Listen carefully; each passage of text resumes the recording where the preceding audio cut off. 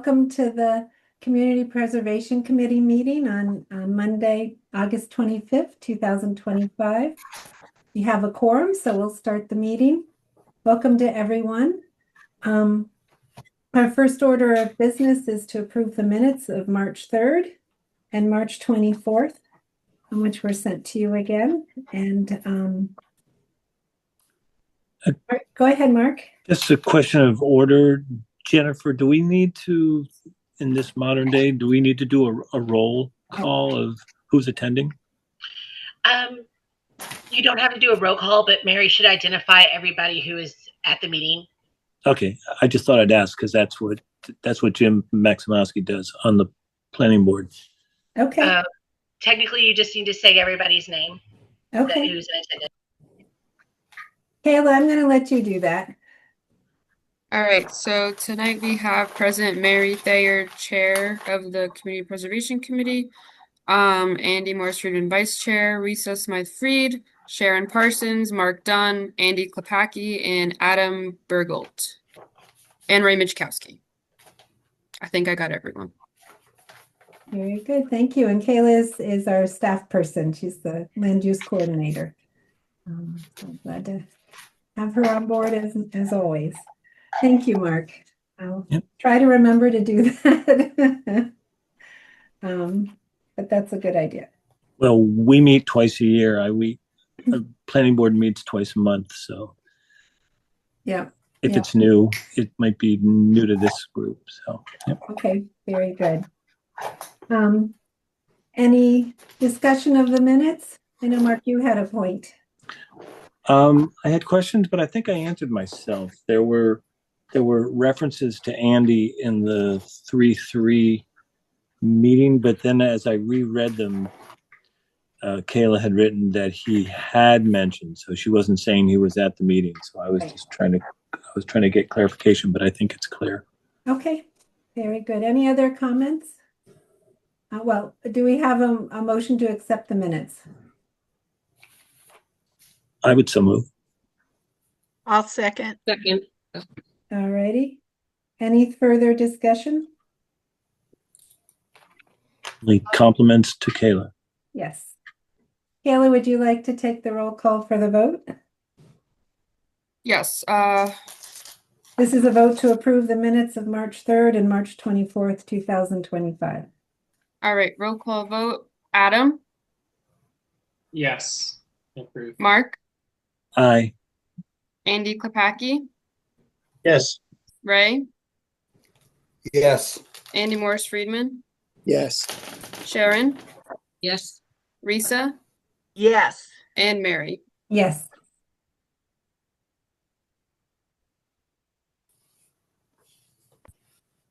It says 8-0. Great.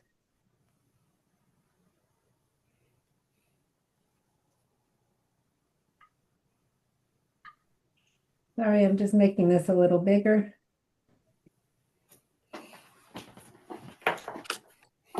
Okay, next we have the treasurer's report. Adam, do you want to step through the current figures here? Yeah, you just want me to go through this fund summary? Just this, just the gray. So right now, as of the 13th of August, 2025, we have $9,073 in the open space reserve. We don't have anything left in the historic reserve.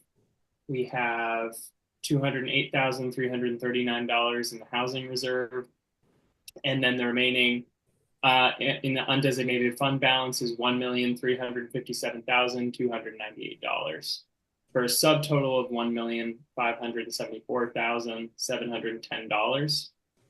We currently have $1,259,492 reserved for expenditures.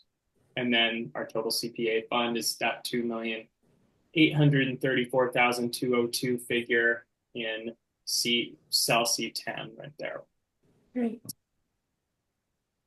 And then we do have our revenue additions, our final for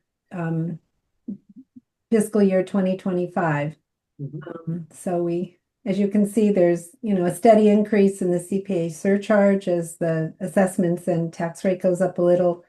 The state distribution was at 43%. And then the earnings were huge on the investment. I mean, that's always an up and down. For a total of 627 added to the CPA, which is great. That's not quite our record, but it's a really big number, so that's great. Yeah. Any questions on that? We'll come back to it, but any questions? Great. Thank you, Adam. Yeah, Next, those earnings are like around 4% or something like that. It was good. yeah, it's a lot depends on what's happening in the market, and that's all Linda Sanderson takes care of all of that. So it does go up and down, and it was a big up. Next, we have electing chair, vice chair, secretary, and treasurer. Currently, we have myself as chair, Andy Morris Friedman as vice chair, Mark Dunn as secretary, and Adam Bergalt as treasurer. Would anybody else like to be in any of those positions?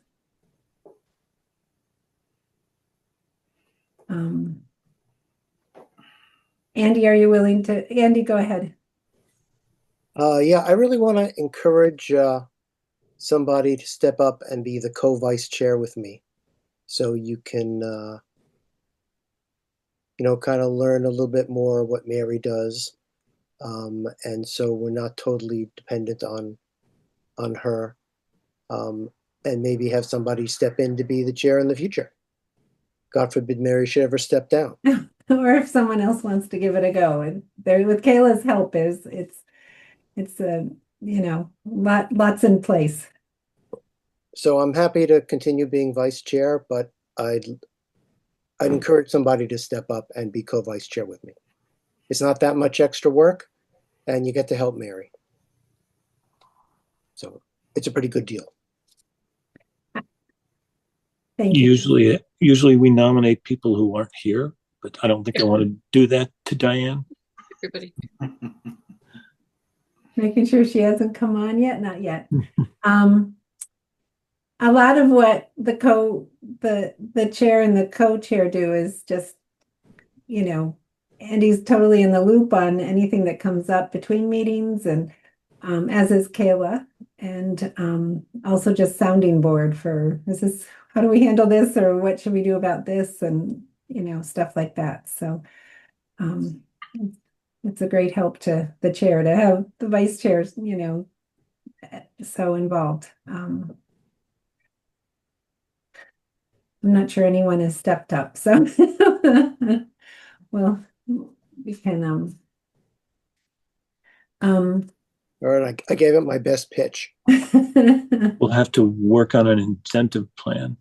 Can if somebody who isn't going to be in a leadership position would nominate us for re-election, then we could get moving on this. Sherry, what would you like to say? I make a motion that we accept the slate of officers as read. Is there a second? I'll second. Is there any other discussion? All right. So all those in favor of accepting the nominations for Mary as chair, Andy Morris Friedman as vice chair, Mark Dunn as secretary, and Adam Bergalt as treasurer. Kayla, can you please do a roll call? Roll call vote. Adam, Yes. Mark, Yes. Ray, Yes. Andy Klepacki, Yes. Andy Morris Friedman, You're muted, Andy. Yes. Sharon, Yes. Risa, Yes. and Mary. Yes, thank you. All right, next we have our CPA applications, and welcome to Alan and to Jennifer for being here. I think we'll start first we'll go up in order of money. We'll start with the first one from the Hadley Historical Society for $1,500. And Alan, would you like to please present that? Everyone's gotten your application. And I can show some pictures. Alan, can you hear me? Yes, can you hear me? Yes. Yep. There's a Your problem with picture's my frozen, video. but yeah, that's fine. Alan, if you need to turn off your video because Yeah, I need to refresh the browser. yeah, it looks frozen, and so Yeah, hang on. Let me if, see if I can do this. You want to take the other one first? Sure. if Yeah, go ahead. Well, Jennifer, are figure this out. you? Here's Jennifer. All right, we'll start with the sewer extension. And from the town of Hadley, the administrator's office and the DPW. Jennifer, go ahead and present this. Okay, so I am filling in. I am the co-writer with Scott, but Scott is the one that knows the most about this project, but he is on vacation, and we know snow and ice is coming, so we need him to be well rested going into it. So we have submitted a application to the state for a Mass Works grant for a sewer extension to the town of Amherst. And we are requesting CPA money and a matching for $38,000-ish. And this is part of the matching grant for the One Works grant. This ties into the Hadley housing plan that we have going forward to increase housing in Hadley. By supporting this, we could increase affordable housing in town. And what else? I think that the sewer extension gives a good opportunity for the town of Hadley and the town of Amherst to collaborate with each other and work with each other, and both working towards the same goal of providing better services for the town. I will say our sewer is at 75% capacity. So while we want growth, we don't have a ton of space for growth, and we'll need to look at other options. And right now, we think this is the most affordable option, is to look at the combination thereof. And I do want to be clear, I'm not a sewer expert, so I think some of y'all have background with DPW, so I just want to be clear, I'm not an expert on that. Can you connect the dots a little more between the sewer extension and a housing development project? Yes, so we're exploring housing on that end of Route 9, which will connect the Mill Valley pump station would be where we would connect off of. So if we connect that way, we are able to connect and move sewer towards Amherst, which has more capacity, which would allow us to have more housing developed down there, while also freeing up our sewer station to allow for development in the rest of the town, because we're sending other stuff up to Amherst. So there isn't a particular project in the works right now, correct? Or? There's not a particular project in the works right now. However, this does go with the Hadley Housing and Economic Development Plan. And we also used 2 studies done by UMass Amherst that we referenced in here for the 190 new housing units at the mall, and then 700 in total as we move through the phases. I'm not saying there's 700 coming, just saying that there's the potential for.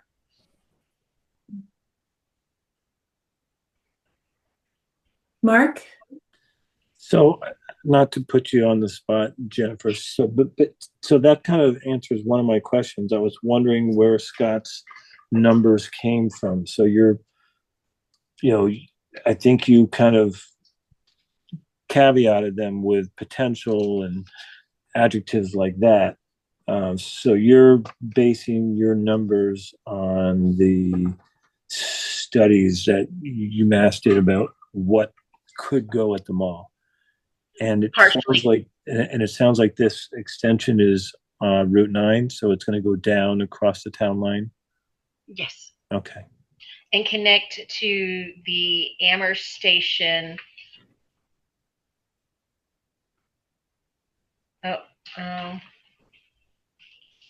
I'm sorry, I don't see the name of the Amherst station. It might actually, hold on. That had said it's a region. It was built. Amherst was built as a regional sewer Right, and they actually, there it is. They actually were awarded a grant in 2024 for Mill Valley Road Pump Station Flow Diversion Evaluation. So this is something that they're interested in too, and they have the capacity to take it on. And I would just toss in for anyone who's not aware, as Mary said, the Amherst waste facility was planned as a regional for us to be, and that's why it's in Hadley.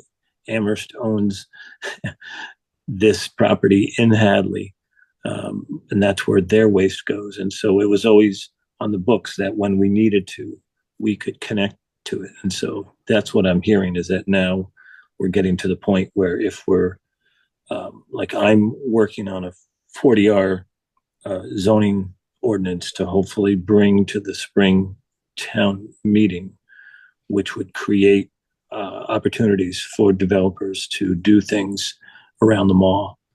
So this is kind of laying the groundwork. Correct. Ray? If there's going to be developers involved in this, why are we footing the bill? Wouldn't I mean? I'm trying to figure out what's going on. I don't know. First of all, there's no plans. I have no idea where this is. It's another study that I don't even know what we're studying. I was on the sewer commission. I was one of the last members of the sewer commission way back when. We always had sketches, plans, some kind of master plan here. I mean, we're being asked to throw in $38,000 for a study here on something, and I don't understand what's going on. We're asking CPA to throw in $38,000 to be the match for the $389,000 project to come up with the design and plan for this, and we've written a grant to MassWorks for the additional $350,000.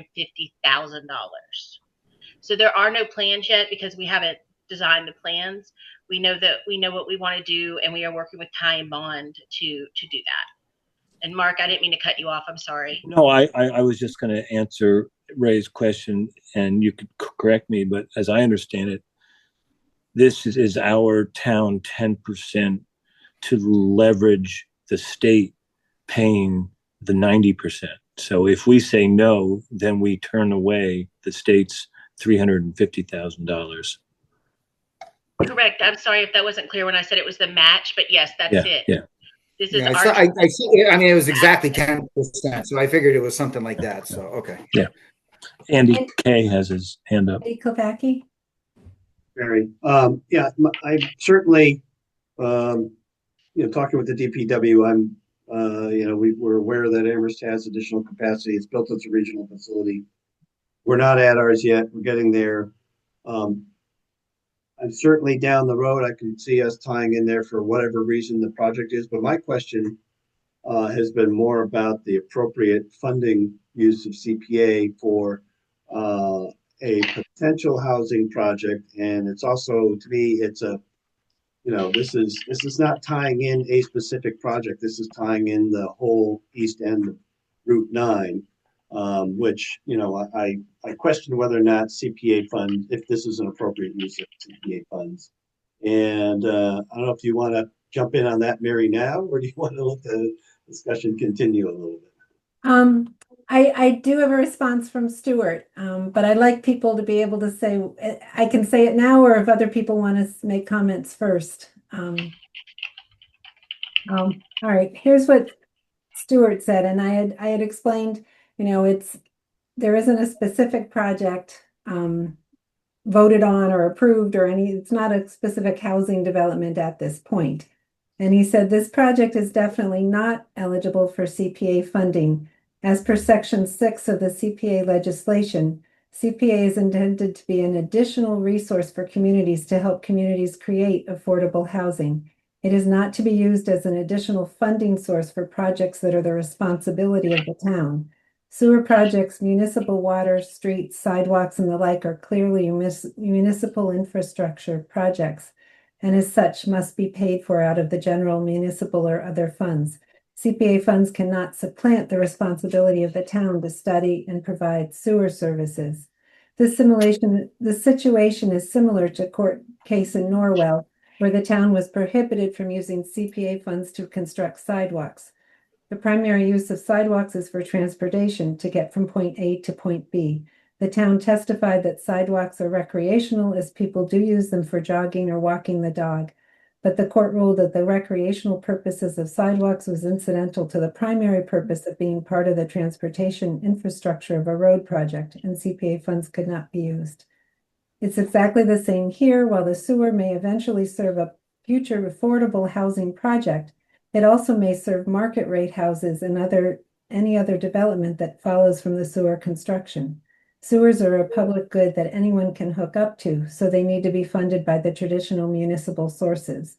Once the sewers are built, if there was an affordable housing development that needed funding to construct the connection from the development to the sewers, that could potentially be a CPA project, but not construction of the town sewers themselves. So that was Stuart's information on this one, that, you know, if the sewer is in the street and there needs to be additional connection from, say, the sewer to a project right at the mall or right near the town line, then that might be a potential use, because then it's completely going for low income or moderate income housing. It's not being used by other types of housing as well. But it's, you know, it's very helpful. Jennifer, he's the director of the Community Preservation Coalition. So he's not an attorney, but he's very experienced in CPA. Yeah, I'm Stuart and I are well versed with each other. Okay. I would push back a bit and say that infrastructure improvements such as water and sewer connections may be funded through CPA when they're an integral part to the creation and support of affordable housing units. And by doing this, we are creating the opportunity for affordable housing units. So I would push back just a little bit on that. No. But I see Stuart's point too, that it also enables market rate. So, well, right. Sewer connections are not ever going to be just for affordable housing. It is always going to be for whoever connects to the sewer. But The sewer connection is from the main line to the property that's being developed. Sorry, Ray. If it's an affordable housing project on a particular piece of property, the CPA funding would be available for the connection from the sewer main to the building. That's where it's applicable. Not for the construction of the sewer up the road, around the corner to the property. Right. Adam, you had your hand up. Yeah, I was just wondering, I haven't been on the CPC as long as have we ever approved anything that might be similar to this or parallel to this sort of development plan for something that could cover one of the tenants that the CPA is supposed to focus on, but might also cover other things that are ancillary to that, like in the way that we're discussing right now? Ray?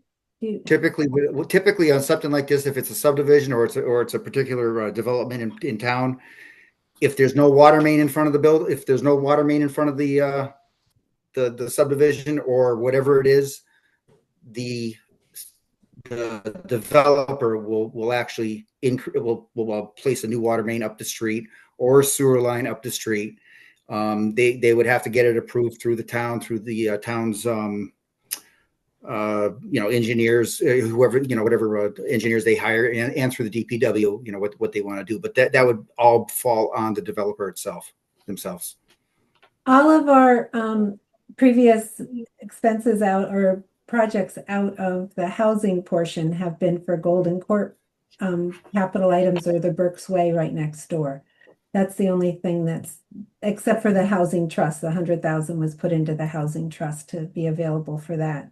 So no, there haven't been any similar housing ones, and I can't think of historical or recreation either. But thank you. I was just curious if there was a precedent. for us approving something like this. I think my concern is similar to Ray's, just that, the plan might not lead anywhere, and it will include market rate too. So it's not, it's not just affordable housing, but I see Jennifer's point. Thank you, Adam. Risa? Yes, I also agree it's really not appropriate for CPC, but my question is, and thank you, Adam, what about the housing trust? Could the town get this $38,000 from the housing trust to do this?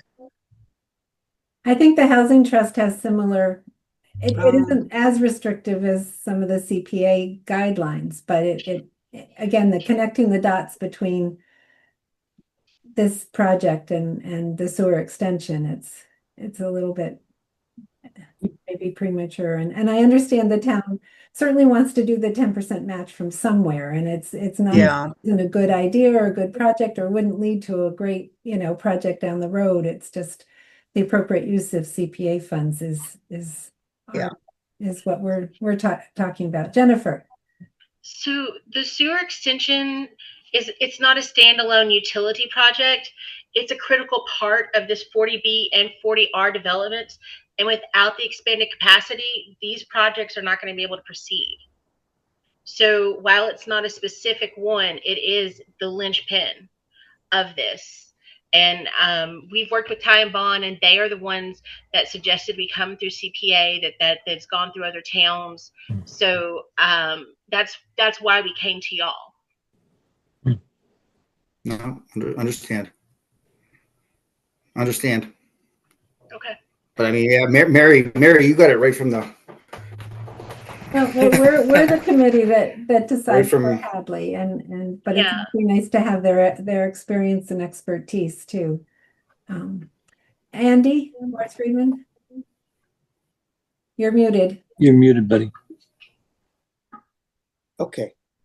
Jennifer, what do you think is going to happen to this project if you don't get the CPA money, the 10% match? I think we all know the town's in a bit of a tight spot right now financially. So we don't really have anywhere else to turn.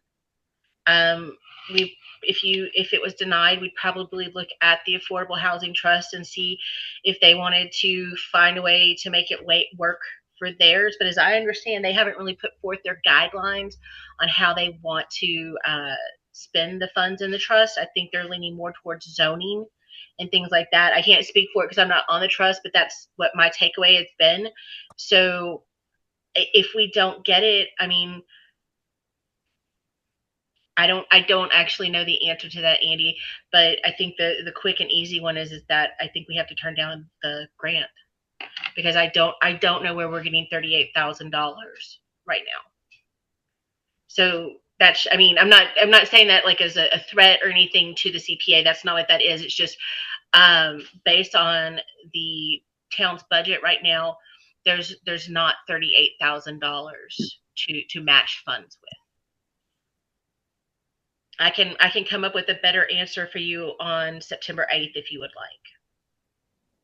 And that's what we do at this meeting is we have this discussion and have your presentation, and then we do vote on it, and it'll be 2 weeks from tonight. Andy Morris Friedman?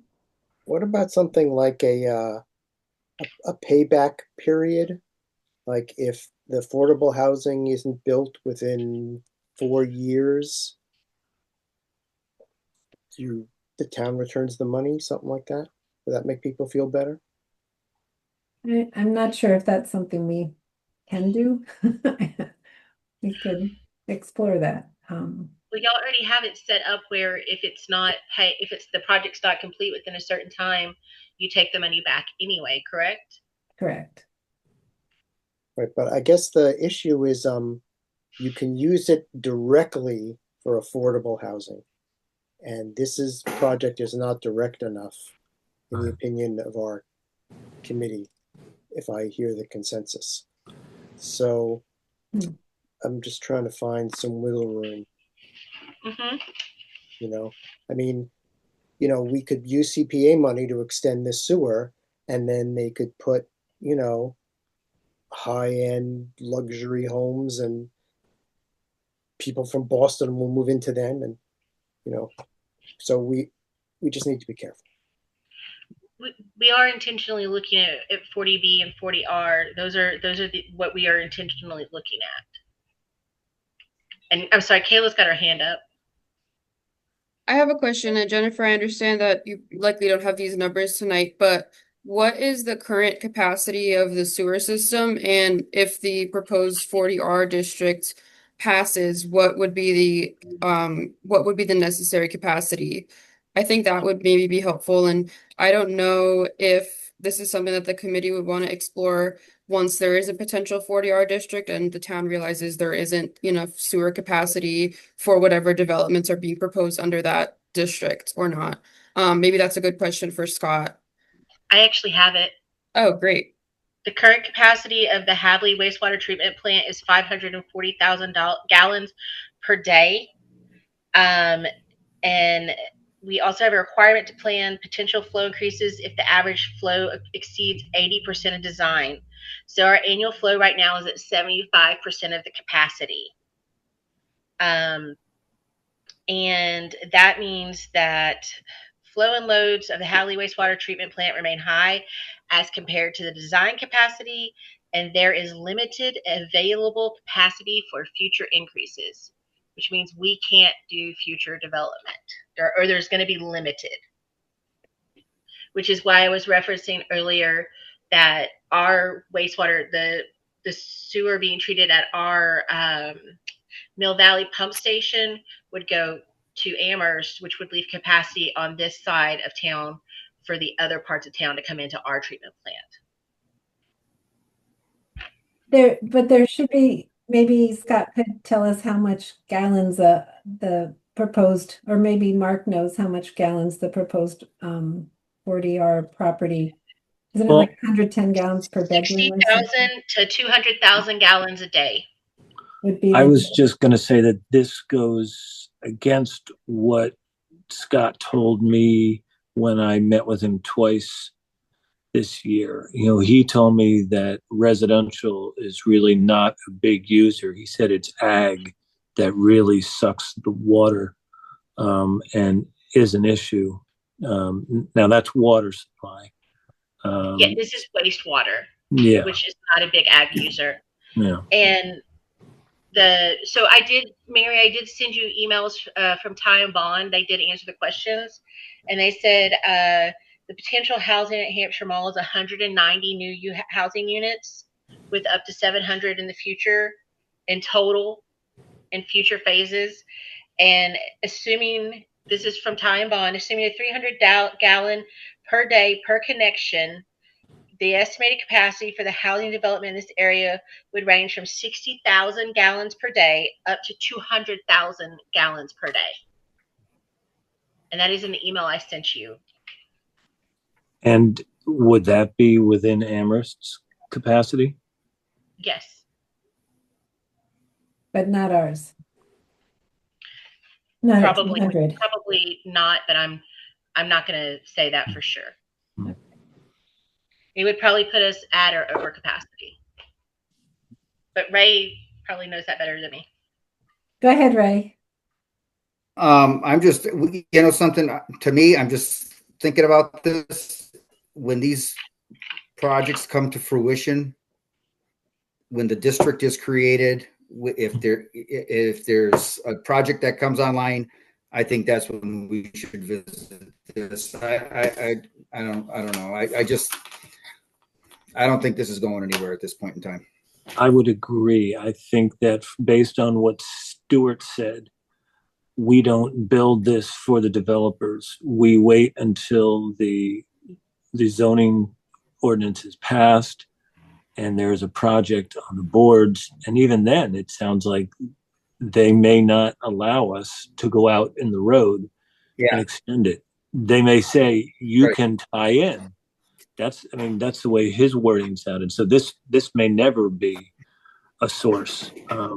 I hear Jennifer pushing back on the interpretation of support, but it sounds like Stuart, who lives this every day, is saying that you can do that on the property for the connection, but not for the town infrastructure. So I'm leaning towards a motion to pass over this. As am I. We're not voting on this now anyway, right? Oh, that's right. Yeah, we vote on it in 2 weeks unless. Okay. Mary, can I ask that you provide me with Stuart's email? Sure. Yeah, I'd be glad to. Absolutely. And like I said, we really appreciate his knowledge. But Absolutely. it is, it's our committee that decides what we recommend or not recommend. But it's also, I understand Hadley desperately wanting this done, but unfortunately we can't necessarily, do it just for that reason. Certainly, it has to fall under the CPA guidelines too. So, Sure. well, Jennifer, does anyone have anything else they want to add before we thank Jennifer for coming? I'll just add that I was excited to hear this, assuming that it had already gone through those hurdles. And then when you read Stewart's, I was like, my balloon went. So it sounds like Jennifer's going to get back to him in 2 weeks. We'll know more, because I'm all affordable housing, and if we could get work done in advance, great. But it doesn't sound like that's the right avenue. Right. Andy Morris Friedman? Yeah, and Jennifer, I hope you'll come back to us in the future because we have a lot of affordable housing money, and we can work with you before the process to make sure that your project meets the requirements, to save you some time and to get you to yes. Right. But y'all haven't said no yet. And I'm going to go back to Ty and Bond, who has successfully done this with other towns with CPA, and get some more answers for y'all and come back, because I do think it's valuable to hear if other towns have successfully done this with CPA funds. I think it would be beneficial for the town of Hadley to know that, because I don't want to miss out on an opportunity for $350,000. So I will do some extra work on my end to see if there's additional information, but I thank you all for your time. I'm sorry that Scott was not here this evening with the full DPW knowledge, but like I said, we gotta let him have a little fun before the snow falls. Well, thank you, Jennifer. And with Ty and Bond, there may be projects, but are they specific to the sewers out in the road, and they helped with the particular connection to a particular property versus Right. something more I'm gonna dig general? in deeper with them. They helped us write the grant, so there was a lot of collaboration with them through this. So I'll go back and reach out to them, and we'll see what they have to say, and we'll go from there. But I don't want to take up too much of your time, so I appreciate all the time you've already given me this evening. Great. Thank you very much. Thank you all. Have a good night. Great. Thank you. Thank you. Alan Weinberg, it looks like your connection's working now. Oops, you're still muted. You unmuted and remuted. There you are. How's that? That's better. Okay. Thanks once again for having me and considering our Historical Society's projects. I can report that the last project that we were funded for by the town, which was to restore a couple of 17th century deeds, has been completed. We've received the documents, we've paid the bills. I think there might be $5 left over or something that you might be getting back, but thank you again for supporting that work. So what we're asking for this time around is 2 separate projects. The first one, I'll take the small one first. We're asking for funding for restoring a very early and very rare engraving of the Declaration of Independence. It's almost exactly 200 years old. It was done in the 1820s when there was a resurgence of patriotism and a remembrance of the revolution, and a lot of the revolutionary generation was passing away then.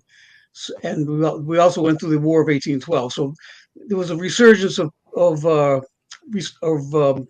patriotism and remembrance of the Revolution. And so they were this engraving was created by a Connecticut engraver. It's a beautiful piece of work of art. It's very rare. It was donated to the Historical Society, or actually to the Daughters of American Revolution chapter, in around 1909 in Hadley, and it was rolled up and kept in a trunk for about 100 years after that. And we would very much like to get it fixed up, restored, cleaned up, and on display for the next year, which would be the 250th anniversary of the Declaration of Independence. I sent around to, I sent to Mary, we just received the condition assessment and cost estimate. I kind of estimated when I made the first request, when I wrote it up, because of the timing, but I have a more firm figure now, which I was pretty close, but a couple $100 short. And I don't know if Mary, you had a chance to send that around, that condition assessment, or not. We sent something around this afternoon. I've been on vacation the last week, so okay. I might have skipped over it. Well, it is available if anybody wants to take a look at it. And the amount that was quoted to us was $990. Okay. And actually it's in a two-stage process. The first stage would be repairing it and de-acidifying it and making sure it's going to be preserved. And that cost was $640. And then they proposed that once that's done, they can do another $350 worth of work on it to brighten up and remove some of the staining. And that'll depend on how it comes out for the first phase. But I would like to request the full amount, which would be $990 Okay. for that project. And the second component of that request is to purchase a case for the Goff Bible for storing it properly and just being able to display it. We're not going to work on the Bible itself because we've been told it's just way too fragile. Although you can see this picture, this is if you open it up in the middle, those pages are in pretty good shape. But we can't open it up and put it anywhere because there's nothing to put it in that would be protective. So there is a display case, and I got a quote from that today of $700, and that would be a 18-inch by 18-inch by 3.5 feet high display case with an acrylic top, and the acrylic is UV filtering, and it's a locking case. So we'd be able to keep it in that case, and it would be secure and safe, and people would be able to see it occasionally. So that's the other component. So that would be $700. And I think that if you approve that, that would be, I think that's $1,700 instead of $1,500. So I'm amending if that's okay, I'm amending the request for that project. Do you want to talk about that first, or do you want me to go on to the next one? No, let's do this one first. Okay. This is this application. Thank you, Alan. And these would both be displayed at the Historical Society. Is that what the plan would be, or? Well, we could display it anywhere, but I mean, the Historical Society's got security. Right. And I mean, we couldn't just leave it in the library overnight, but we could display it there for, display it as long as we have someone there. Right. So. For a program or something. Yeah. I mean, there's a very similar, it's very funny. This summer, I happened to visit the Windsor, Connecticut Historical Society. That's where some of the settlers, the original settlers of Hadley, came from.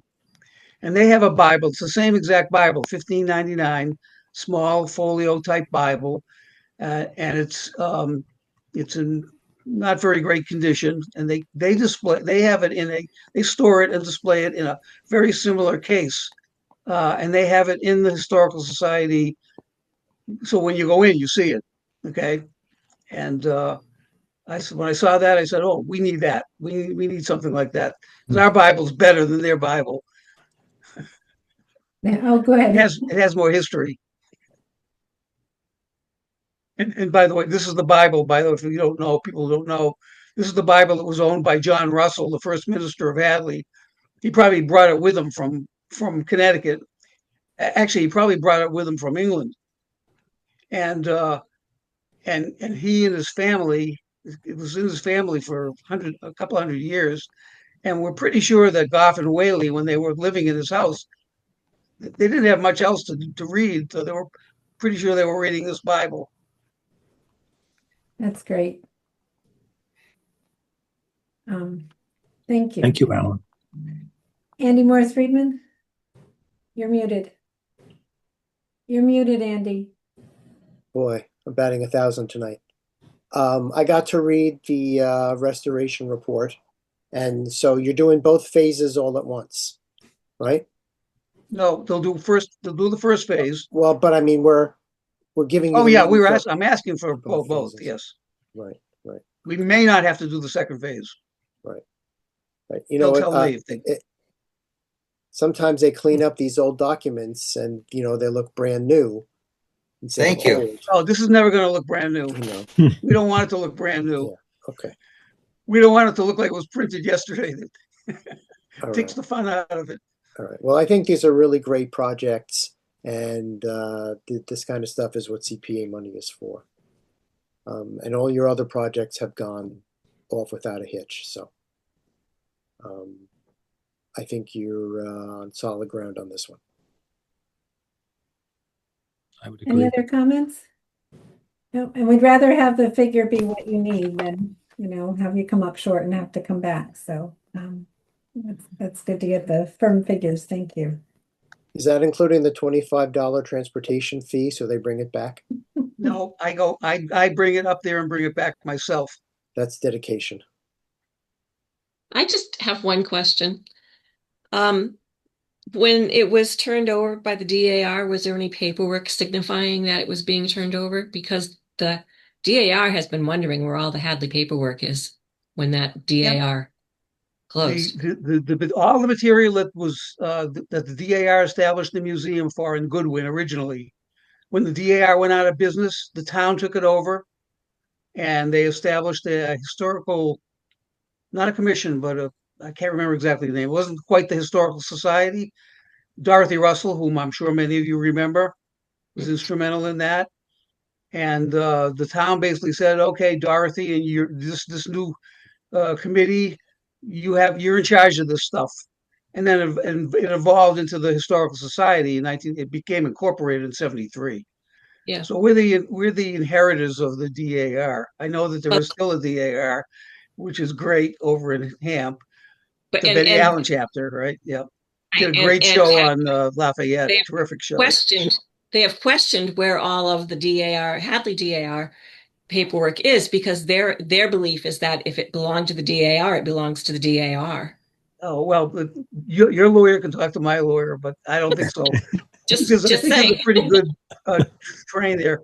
Remember, the DAR was the Hadley chapter of the DAR. It wasn't the Betty Allen chapter.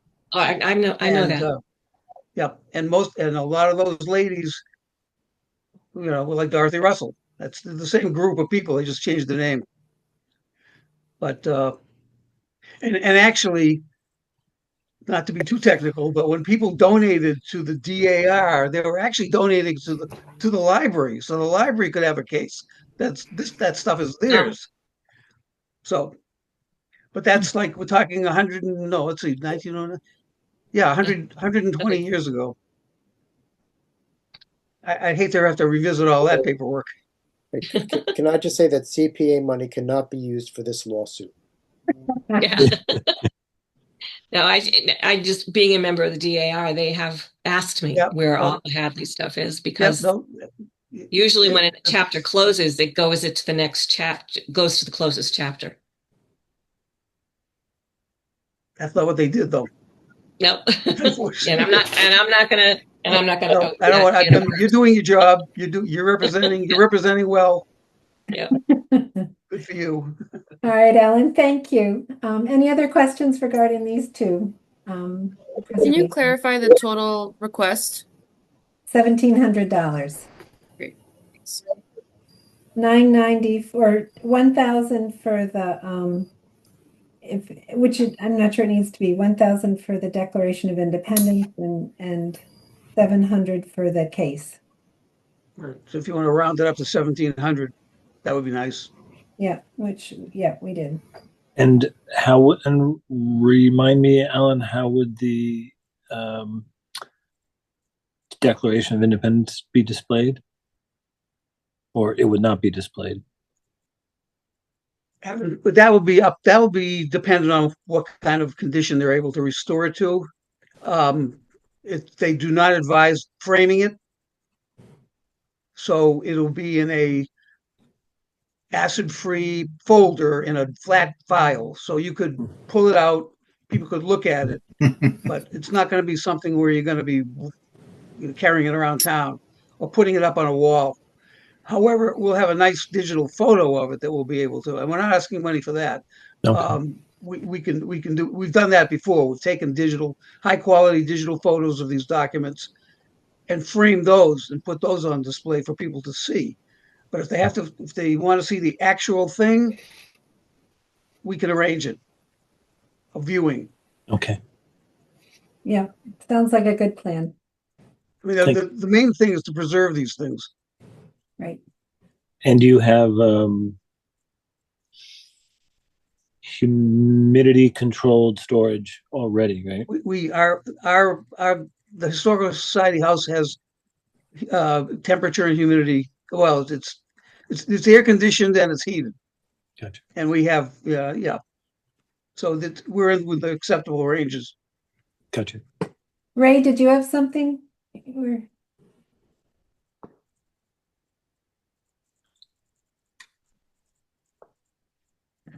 Ray, I think your audio isn't working very well.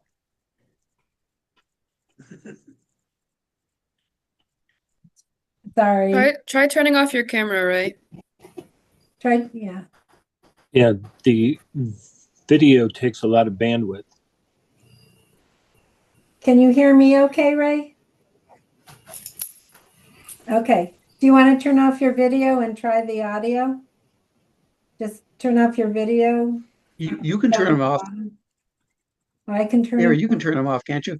But then can he turn it on or do I have to? Stop video. Ray, try again talking. Hello, Ray?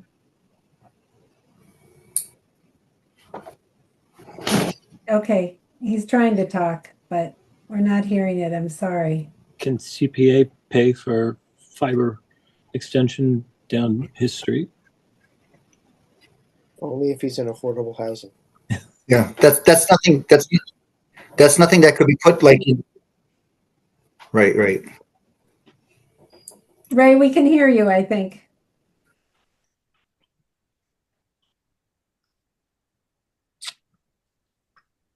No. Ray, you can also call in on the telephone number that was on the agenda if you want to do it that way. No, I was just that Declaration of Independence question about whether or not it would be preserved. I didn't get that. Sorry, Ray. I don't know what to say. All right, we can hear you now. Okay. You wanted to know if the Declaration of Independence would be what? Yes. Were you asking if it would be displayed or preserved or? Well, it will be preserved. It could be displayed, but not on a permanent basis. Okay. Not put on the wall. Just like the real Declaration Declaration of Independence, the one that's down in Now, Smithsonian. They trot that out every can blue you moon. hear me now? Can you hear me now? Yes. It's kind of Yeah. in and out. We can hear you clearly, and then it goes pixelated. 1, 2, 3. Go ahead Testing. and Okay. try. Ray, do you have anything else to say or? Muted. Okay. Yeah. Well, and thank you. And then the second request, why don't we move on to No that? worries. Thank No you. worries. Keep going. No worries. I'm all set. Okay. Okay. All right. I'm all set. Carry on without me. Okay. Okay. All right. So But if you do want to speak up, you Keep can going. call I'm good. 646-931-3860. That number again. It's a dessert topping and a floor. okay. All right, Yes. Alan, go ahead to the next one. All right. So the second request, well, let me give you a little background. As any of you who have been in the Historical Society may know, we have many, many, many hundreds and even thousands of artifacts and documents, from the 400-year history of the town, even before that, with the Native Americans. And we've had this collection for quite a long time, been adding to it over the years. It's quite extensive. This is Hadley's the oldest town in the area, save Northampton. And we recently had the state archivist take a look and give us some advice and guidelines and suggestions for improving the collection, the management of our collection. And the problem is there's multiple problems. Problems is it's not organized so that we even know everything that we have and where it is. And things have gotten crushed together a bit because of just the way they were moved around or stored. And again, some of the storage dates back to rolling stuff up and putting them in trunks. Okay. So we embarked on a project, a process of upgrading our management of the collection.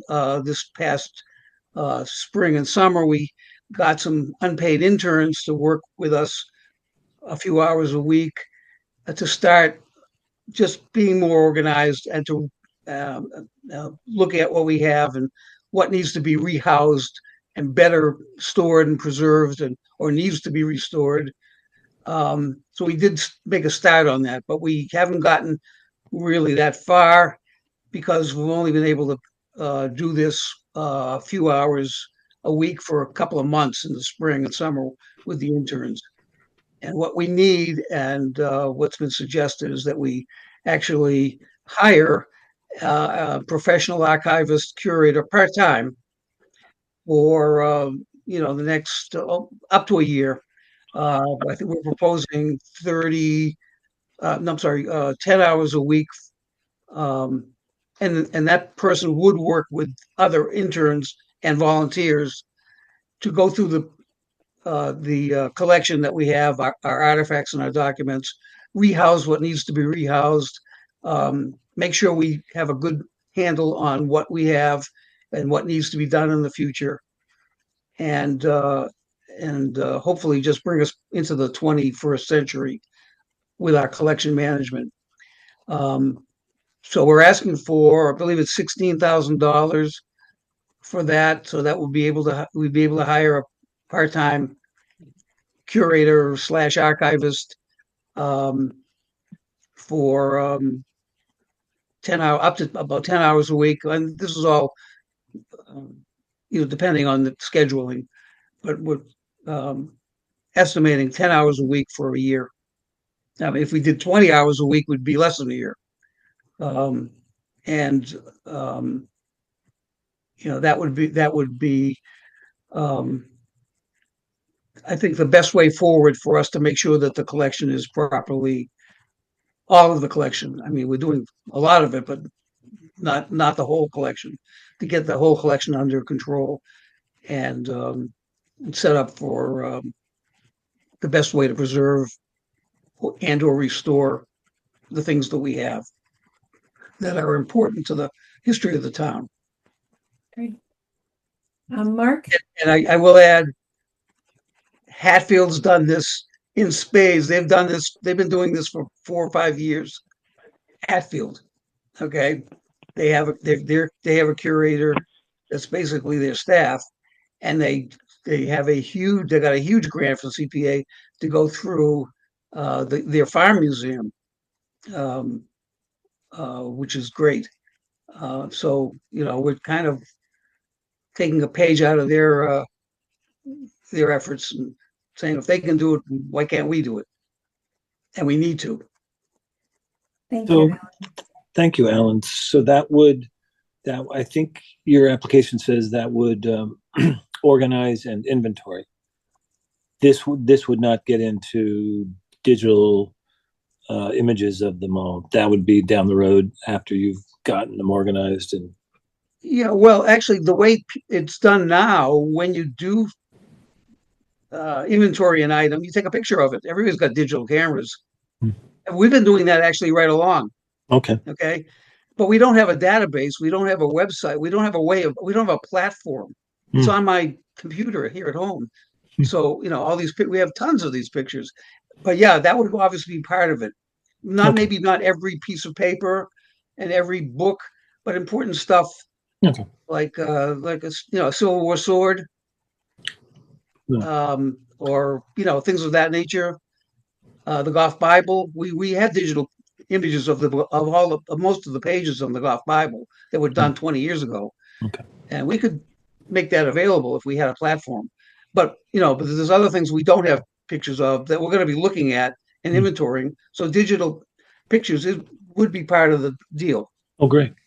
But we're not asking for money for that. No, you're not doing professional digital. You would just do right. Okay. Well, there may be good. a couple of specific things that we'll want to do professionally, but generally speaking, you don't need to. Gotcha. Thank you. Other questions or Andy Morris-Friedman? Oh, I'm muted. No. Okay. Alan, how did you come up with the what is it, 16,000? Yep. For a part-time archivist? That's what, $30 an $32,000? hour, 10 hours a week, 50 weeks. That was the numbers I used. That doesn't sound like a whole lot to me. Think it's too much? No, I think it's too little. Well, again, the Historical Society trustees, who are all volunteers, we have to manage this program. We're just not going to turn the keys over. Right. So we have to be there a lot of the time. And, so there's a limit to what we can do. We're not the Smithsonian. You work 10 hours a week. By the time you sit down and do the papers on your desk, 3 hours are up. I don't know. I'm just encouraging you to. I also, I'm informed by what we were able to do with 3 interns this spring. Okay. They worked 2 hours a week, 3 of them. So that was 6 hours a week for 2 months. And we got a fair amount of stuff done. Okay. But if you think it's enough, then I stand corrected. Yeah. Andy K? Yeah, hi.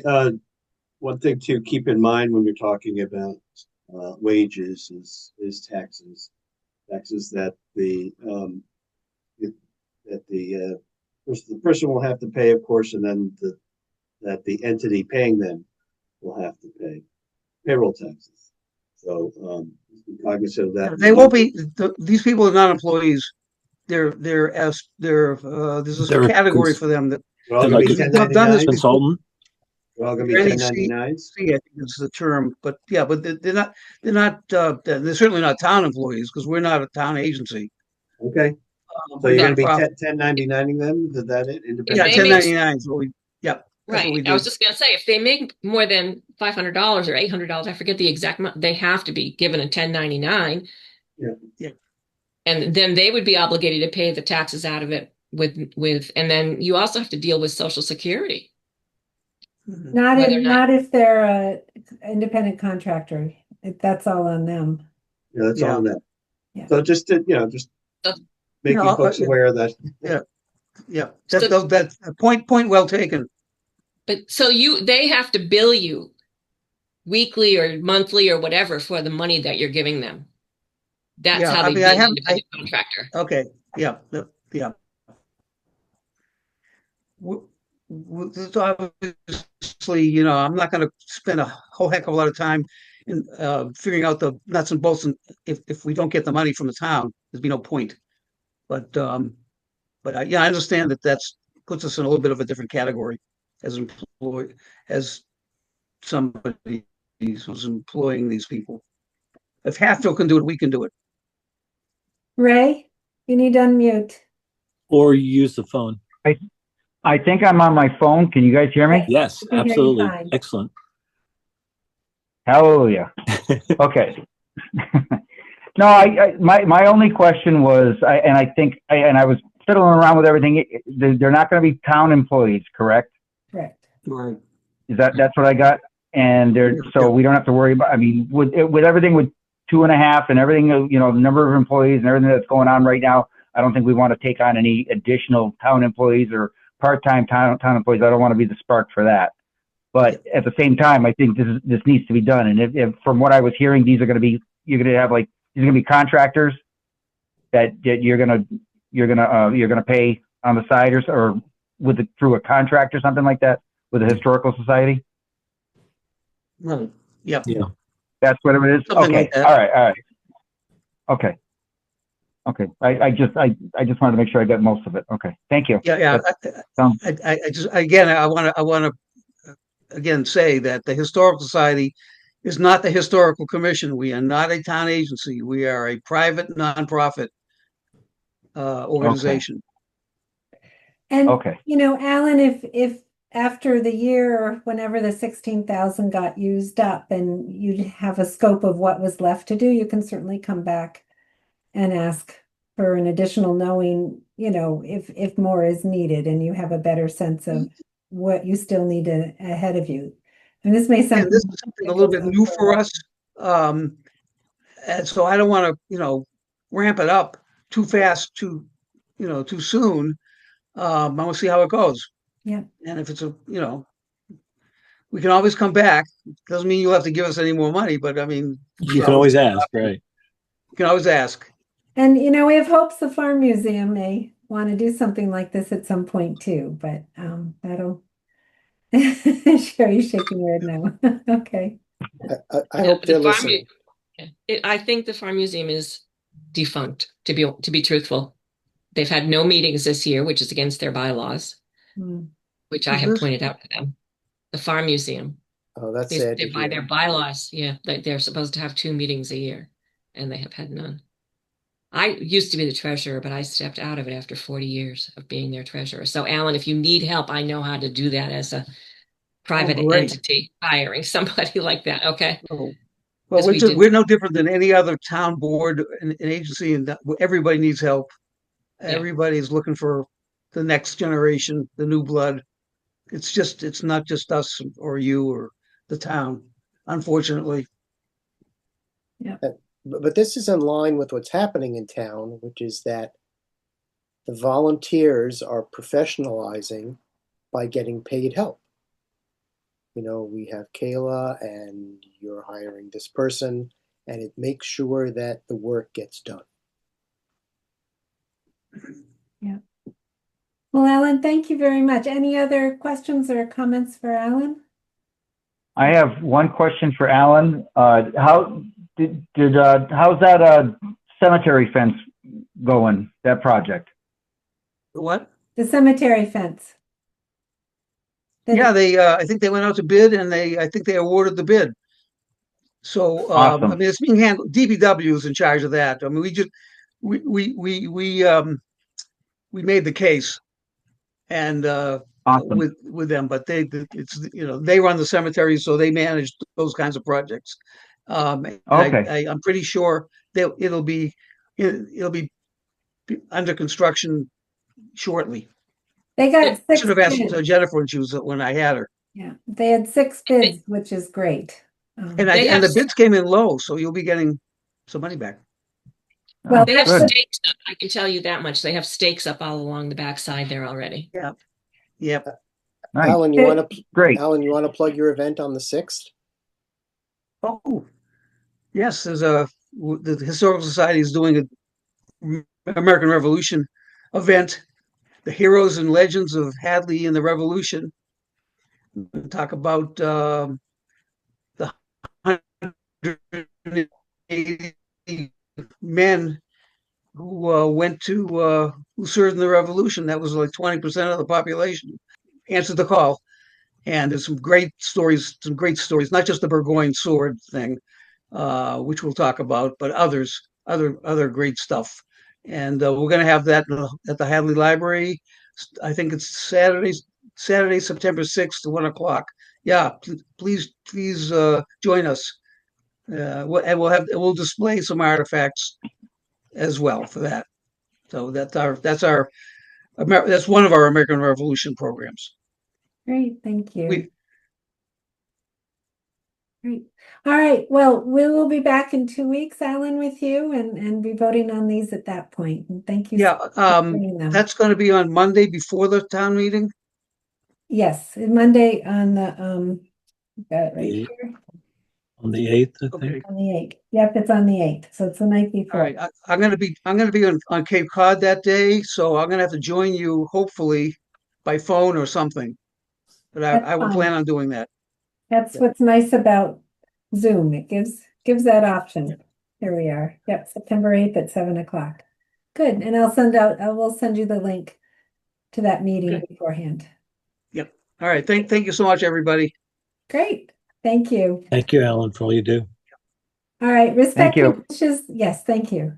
Respecting wishes that have been requested in the back, we'll take a short 5-minute intermission. Woo-hoo. And then we have a few things to go over. So if you will, please mute yourself. So the next item is to discuss outstanding projects, including any votes needed to return funds to the CPA or extend time.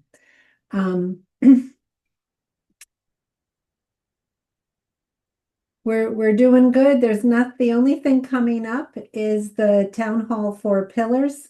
That was to be used by this fall, and they're done. There's a few more bills that were last minute that are being paid, and there's $811.60 left over in that account. So we can do a clawback vote to take that money back, and it'll get put back into it came out of the undesignated fund, so it'll go back into the undesignated fund. So there is about another $500 and some of bills that have been submitted but aren't reflected here yet.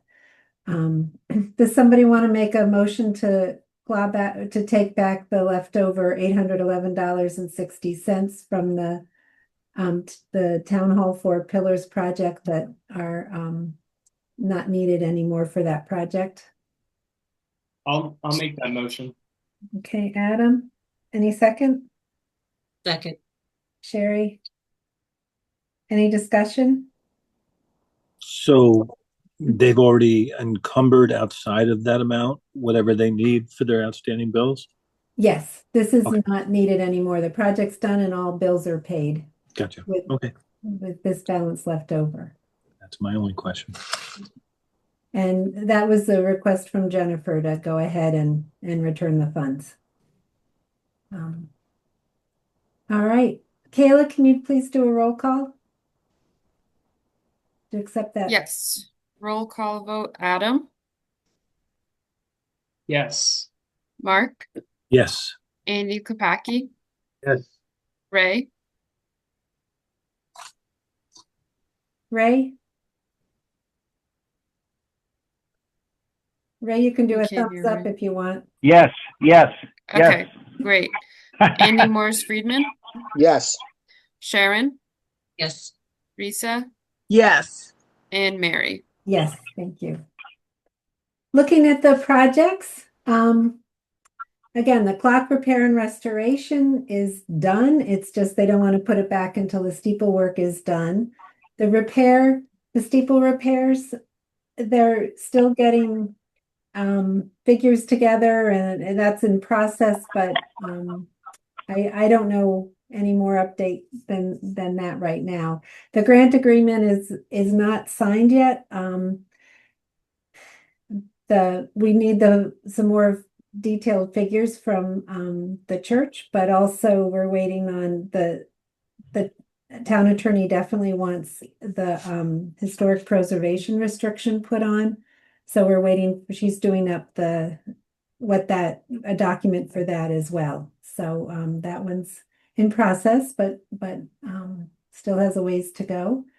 Sockenham Cemetery fence, there is still some money left over. There's a few people on that committee working on potential something to do with the leftover stones from the CCC wall, trying to do a bench or a pillar or something just to sort of have a nod to what used to be there, that the posts have replaced. And that was part of the original request for the funds. The Historical Commission has done an amazing booklet. If you haven't gotten one, I highly recommend it. Sorry, I'll see if I can do this better. I'm not sure I can put it near me. No, there we go. It's a walking tour update, and it's an actual nice book. And that's on sale various places, and that's great to see. And the signs, of course, were put up. And Sherry, you may have more. The audio tour is still in process and being worked on. Yeah, they're starting to actually tape it. They're working on taping it now. Oh, that's fabulous.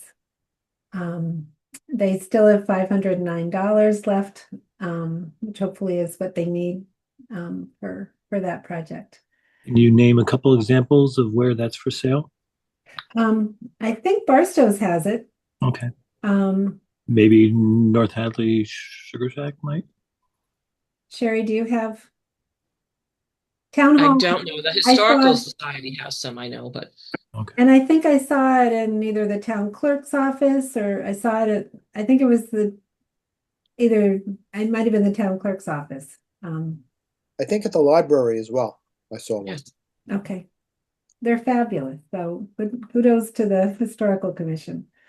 The Russell School study has been done. My response when I asked what next was, with the funds where the town is right now, that's on the back burner in terms of where the town is with financing. Phelps Farm, they're working on things there. They have submitted some bills for what was done, I think mostly last year, and their update was they're continuing to work on things. Space needs, I think they're not jumping right into that right now until they're through the fiscal situations they're working on.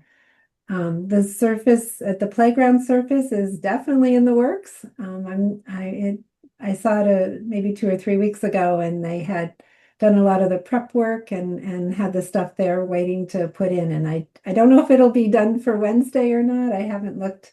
I haven't been over there, but I see it at my kitchen window, and I think it's done because that would be great. After they had a big push, I think in installation, they had the tape up for 2 more days, and then they took it down. So I'm assuming it's done. Which school starts Wednesday, so that's absolutely fantastic. So stop by and see it. That rubber surface really is wonderful. The historical preservation plan, I know a lot of the work's been done on that. Did you get a report back, Sherry? We have a report back, yes. Okay. And we're going over that. Great. I think still working with the gentleman that we were working with regarding that. Wonderful. Is the report going to be available for the public? It probably should be. I will check with Courtney at our meeting coming up shortly. I'd love to read it. I would too. Okay. I will say something at our meeting to Courtney about that. Thank you. The fence Alan talked about, and the old deed and mortgage that they had just at the annual town meeting this year, they've already done the work on, which is fantastic. And he did say that may be left over, but we'll make sure all the bills go through before we do that. The Golden Court doors, Risa, you were giving an update. Do you want to do a quick update on those? It's out to bid. So that's good. They're moving ahead with that.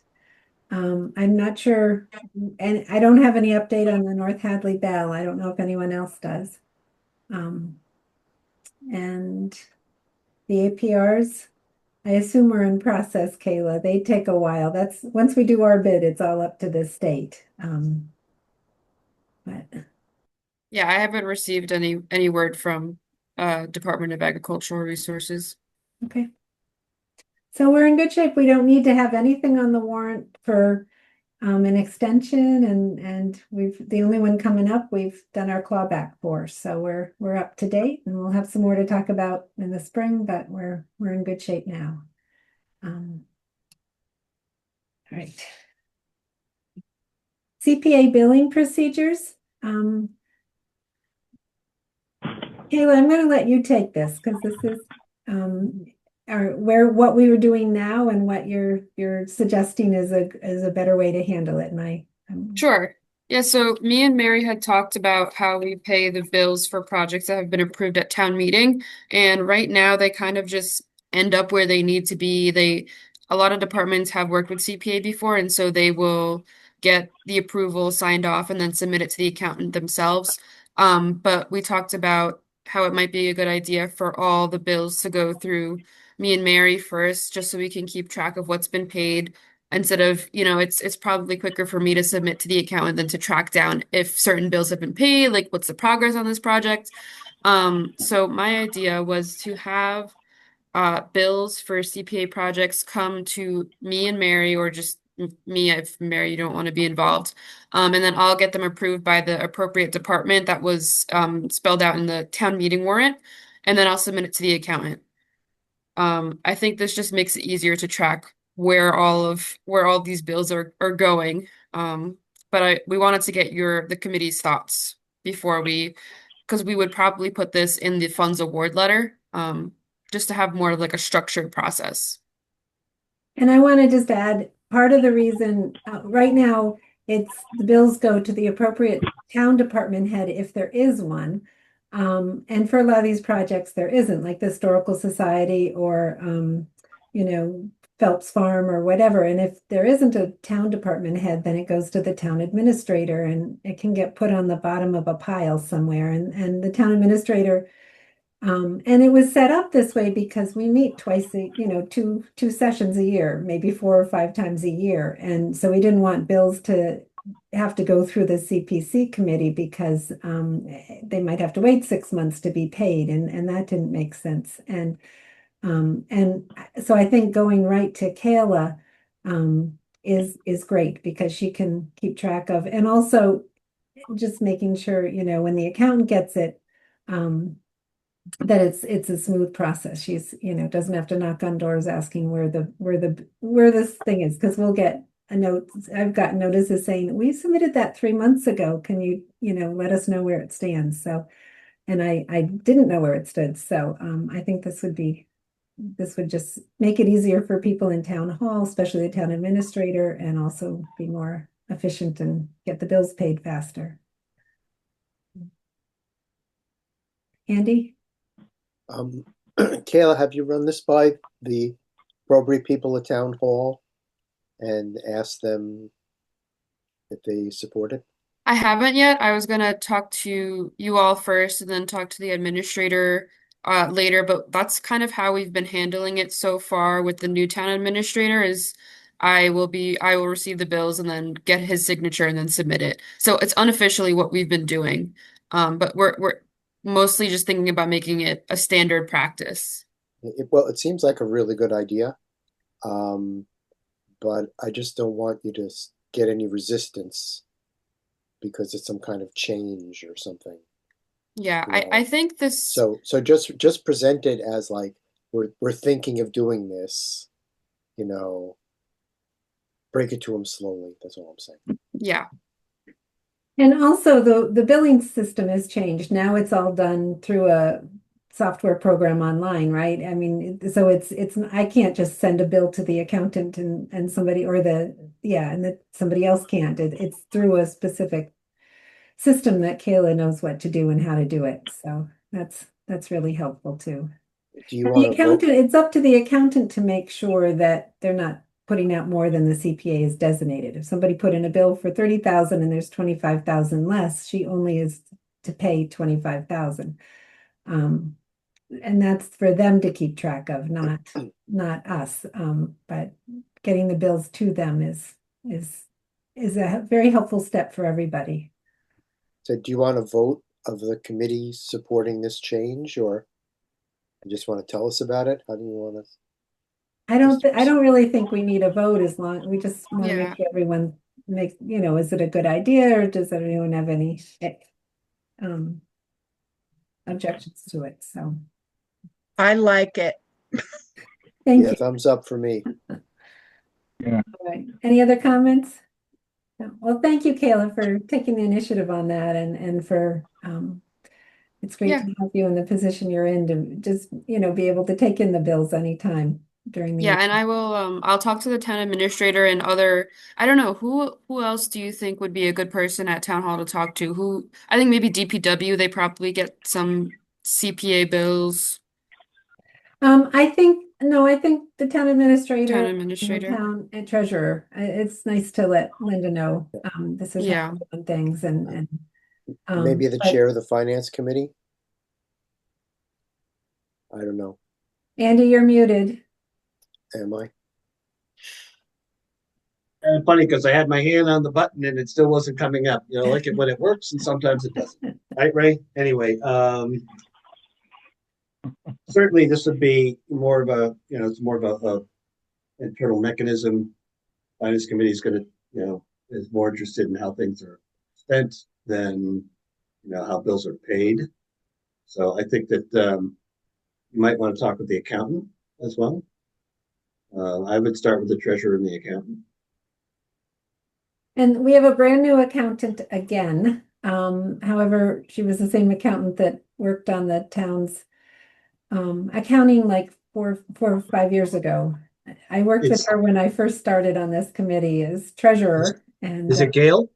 No, it's not. Unfortunately, Gail was the town employee. It's Lori DeLelio. Yeah. She was with the accounting firm at that point. She's now with a different firm, but we're back with her, which is great. So, yeah. Anyway, from that administrative standpoint, I would talk with those folks. yeah. Good. All right. Well, thank you, Kayla. That's great. So updated CPA plan, and just a quick background again. In the town bylaws, state and town, the CPA bylaws for the state and for the town, one requirement is to have a CPA plan. And I don't know if there originally was one. Hadley was one of the first towns, but in 2019, before I was on the committee, Andy Morris Friedman was on, the committee voted to hire the Pioneer Valley Planning Commission, Corporation Commission, and for $10,000 to develop a plan, which they did. And I think it by and large just sat. And so somebody asked us what we were doing for our plan, and that's when Andy said, we do have one. And so he and Risa spent quite a bit of time, if you remember, a year ago, December, January, working on it. I helped with it. Kayla has certainly helped quite a bit with it. And we actually, our CPC committee approved it last March or so, with the caveat that, we still had a few sections to update. We still needed the current housing income numbers, and we wanted to try to get how much was preserved. And there, so we went through those, we got that information, and that's now been put in for the final version of it. And the Kestrel Trust did a whole research for us for how much is under conservation at this point. 38% of the town has been preserved or conserved in some way, which is fantastic. And that table's in the report. And I've got it here. But so we had already voted to so here it is. We had already voted to accept it, but since we've done some more work on it, and again, Andy and Risa and Kayla, it's been huge help with all this. I think it was like page 9. We did add a little thank you to the current people that worked on it. Let me go down. I don't want to make anyone dizzy here. So here's the information on how the breakout is. And a lot of this was from a year, when we approved it, the end of December's figures. So we actually have a few more projects from but at some point you just stop updating it. So we've just updated the few areas that hadn't been done yet. Here's what Kestrel Trust came up with. So Olive Hadley's acres is about 15,000. 15,793. And this is not Kestrel Trust. I'm sorry. This is the latest we could get for this breakdown was 2005 from a study. And this was part of what the Pioneer Valley Planning came up with. And here's what is permanently protected. So big thank you to Kestrel Trust for doing this for us. Town of Hadley has 157 acres that are other than water supply and 381 acres preserved that are for water supply. Skinner Park state land is 1,106. Federal is the Conte Reserve is 284. Kestrel has some land trust fee lands, 110. The APRs are 3,563. And then there are private lands in town that have conservation restrictions. A lot of that was done before the APR even started, I think, and some is forest land. So total acres preserved is 6,079 acres. So that's really helpful. And then here's the updated community housing background. These figures come out every year. And the CPA formula is a little different from the HUD formula, but this is what is on the Community Preservation Coalition website for the CPA formula. And so it just brings it up to date. And then here's what we have currently for what qualifies for the town's 10% low income, moderate income housing. And we're at 12% right now. And this is, the 40 apartments at Golden Court, 25 Mountain View, it's 80 at Winfield Senior Estates, and most of these are pretty permanent. And then the group homes have 30 and 11. So those, are where we are at the total. So the rest of it hasn't changed. That's just the additions. So I don't think we need to vote on this again because we did vote on it to approve it other than update, knowing these updates would come, but I just wanted to show everybody the updates. Hey, Mary. Yes. So on that page 12 with the SHI, it says Mountain View Apartments expires last year. So does that mean we're under 12%, or that's been removed and it's calculated into the 12%? That used to say like 2023 and it got changed, and I don't know the answer to that. I don't know, Kayla, if you know anything about that. I'm not sure about that, but I think it would be maybe a planning board question. Yeah, I can ask Bill and Jim. Okay, thank you. Yeah, thank you. And they did change the name of the subsidy agency to Executive Office of Housing and Livable Communities. So that was another change. But yeah, I know and I think the group homes can fluctuate pretty quickly too. So, Hadley is over the 10%, but not all of that is in perpetuity. Good. Any other comments or? Well, again, thank you to everyone that worked on that. So then the next question is, all right, we've got our updated CPA plan. What do we do with it? Well, we can stick it on our CPC page on the town website. I didn't know if it would be helpful to ask Jennifer to send it out to the town boards and committees, just so at least the chair has a copy. We've met our obligations by having it, but I think it's a lot of really good, useful information. Being on the town website means somebody interested could access it easily. It is quite a few pages to, make a whole bunch of copies. So I'm not suggesting. Could we give at least one copy to the library for reference? Oh, that's a good idea. Absolutely. And maybe even just a copy to the town departments, even if it's not every board and committee. Or just sending a link to wherever it ends up. If you shared that with all the committee chairs or something, that would be pushing us towards transparency, which we can always use more of. Yeah. Well, it was a lot of work. It's nice to have it be useful as well as, being completed. So it is a lot of work. And it's something that should be updated every 5 or 10 years, it definitely should be. A lot changed even in the 6 years it was done. Good. All right. Well, thank you.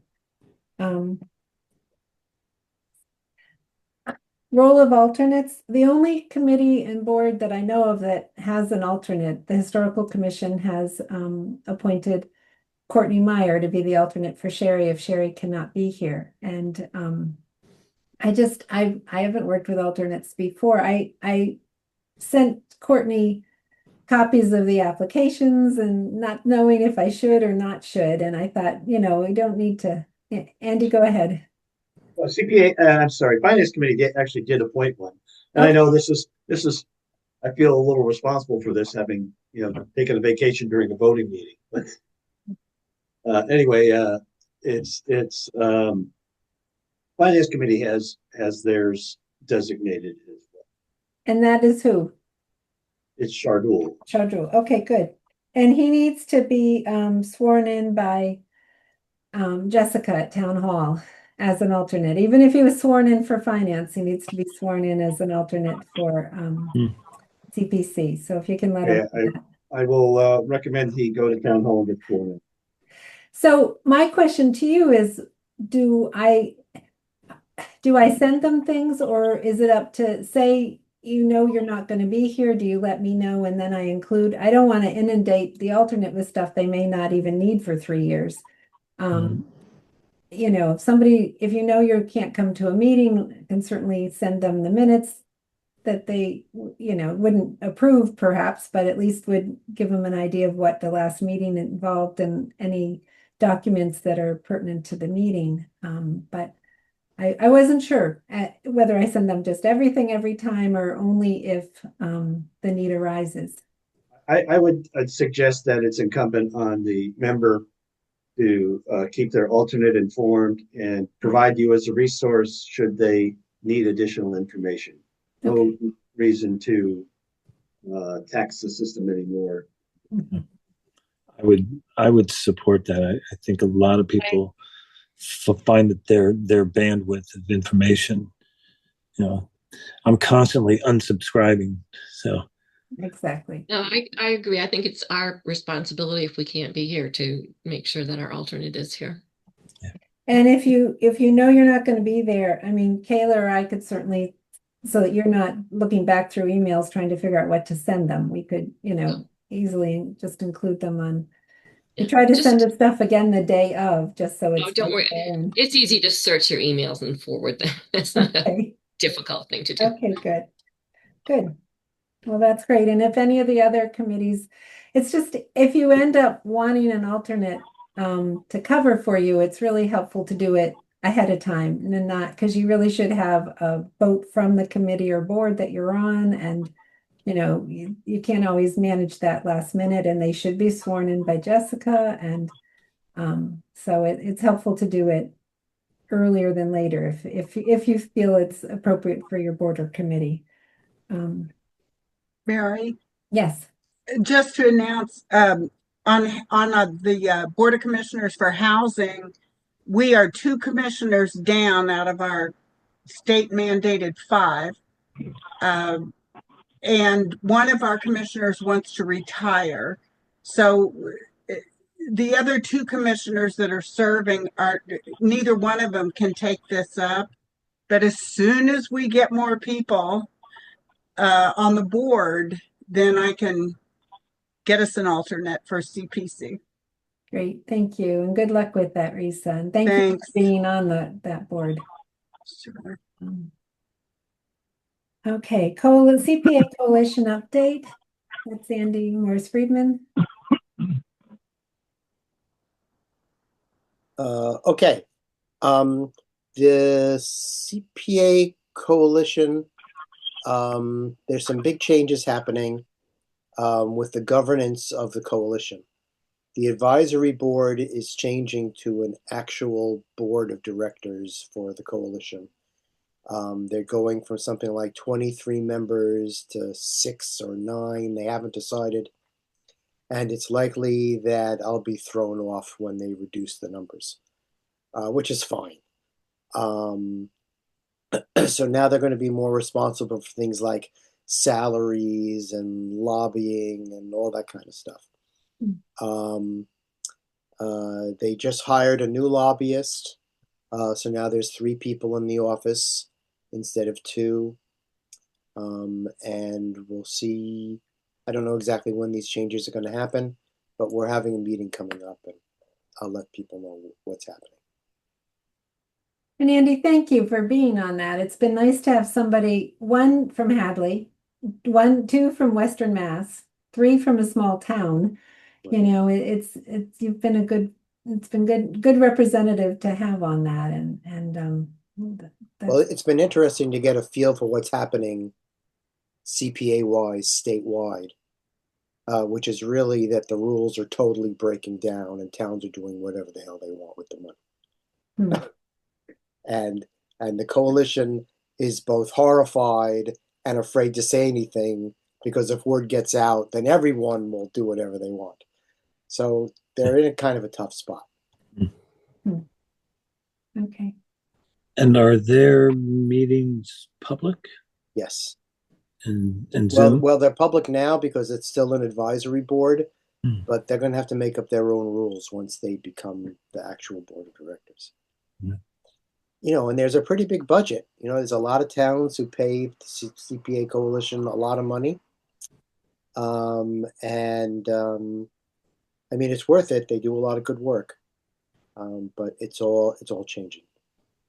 Hadley pays $1,750, and that hasn't changed 1 penny in 5 or 6 years at least. And oh, really? Well, don't tell them because they think that as the value of your homes go up, the amount you pay to CPA goes up, so the amount you pay to the coalition goes up.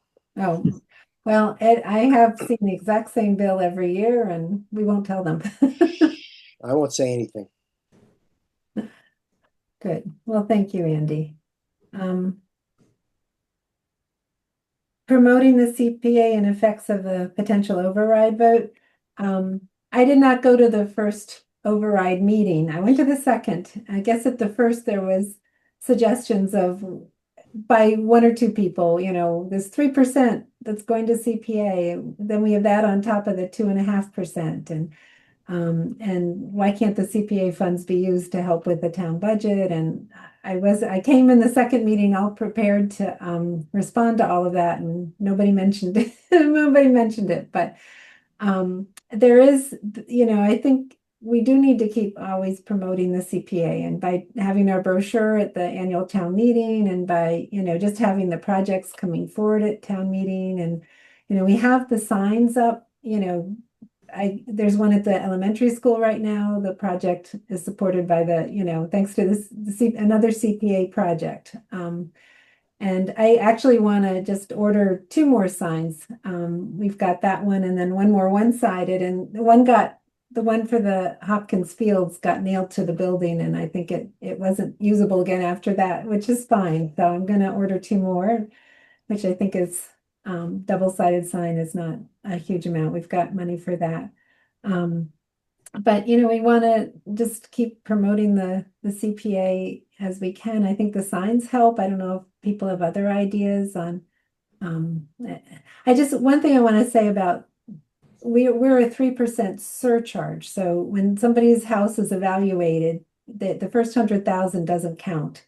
And then, so 400,000, if it'd be 300,000 times whatever the current tax rate is, and then 3% of that. So if somebody's with the override, if an average house in Hadley might be going up $800, the CPA is 3% of that is $24. And then the state matches that, and average it would be 68%. So it's like a $16 match. So, it's not this huge effect it doesn't compare with like the 2.5% is increasing the overall budget 2.5%. It's not at all on the same level as that. But it's trying to help people understand that, and hopefully it'll come out also at the town meeting. If that comes up, we can talk about that more too. But it's, I think it's always something good to promote, and I don't know if people have ideas on other ways to promote it than what we're already doing. Mark? This is embarrassing, but I didn't understand that. I thought that our funding came off of real estate transactions and a fee there. I didn't think it came off of real estate taxes. Yeah. That's the state match comes from the fees. And the Hadley portion is the surcharge. Gotcha. But it is confusing because people have told me my taxes went up 3% because of CPA. And, they didn't. It's 3% of your tax bill. So if your Right. tax bill is, Right. 4,000, then it's $120. And on the tax bill, it shows the CPA portion down where it shows your taxes. It lies a separate item for CPA, which is still an expense for people, but it's nowhere near, the town portion. So it's everybody that pays real estate taxes in Hadley is paying an extra 3% of their tax bill for the CPA. And I think, Mary, one thing that would be maybe helpful to share with people is that there's the exemption for the first $100,000 in property tax value or property value. And then also I believe Hadley has a low income and low moderate senior exemption for those who are maybe struggling to pay that extra CPA bill. Or I've asked the town assessors back when it was Dan about that, and that people need to apply to be considered, and they do have to disclose quite a bit of financial information to do that. And he said currently there was one family or one household in town that had actually applied. So we want to make sure people are aware of it, but it is incumbent on them to follow up with the application and provide the documentation needed. And I think it can help not only with CPA, but maybe with the taxes, the real estate taxes themselves.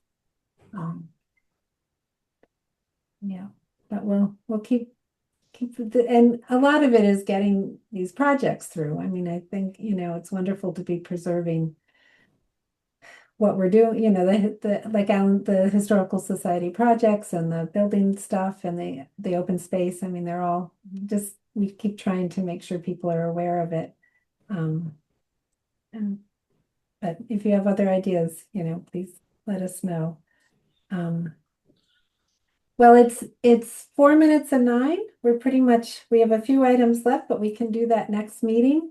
I don't want to go over 2 hours because we don't need to. And anything else that next time we'll go over some ideas on coming up with more projects and then what we need to do, what we think we need to do for a town meeting for presenting information. And then again, please, the next meeting is September 8th. And at our next meeting, we'll choose the February, you know, the spring meeting dates. Good. Anything else, anyone? Yeah, didn't we do January and February last time? Yeah. Or no, the applications were due. February 1st is when when it's due, and then we do them we work around school vacation, but we do them in February and beginning of March is how we've been doing it.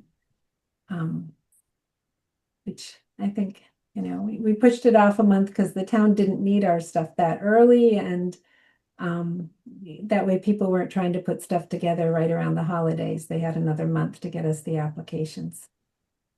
So, good. All right, is there a motion to adjourn? I would so move. All right, Mark and Andy, you're seconding.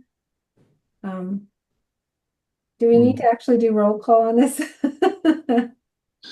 Is anyone opposed? Well, thank you all. Have a good So 2 it's weeks. unanimous.